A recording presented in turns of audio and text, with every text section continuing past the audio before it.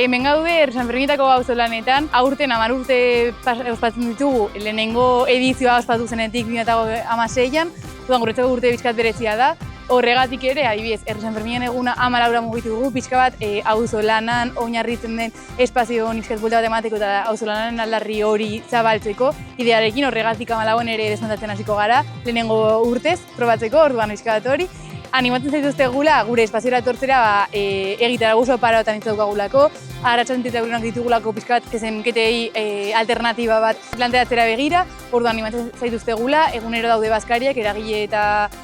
norbanako ezberdinez osatuta. Bestelako jai eredu bat eraikitze aldera dagoen espazioetako bat, eta horretarako dei egiten dugula, bai gure aldarrikapenak zabaltzeko, aldarri ezberdinak egiten ditugulako San Ferminetan ere, bai izan fasismoaren aurka gaudela, erasoen aurka gaudela, deitugula protokolak eraso arrazista, fasista eta matxistei aurre egiteko, daukagula, nahi dugula espazio herrikoetan hitza izate hau ere, aldarrikapen ezberdinak egiten ditugula eta ikusten dugula guretzako garrantzitsua dela ere espazioari berari ere, aldarri batzuk edo behintzat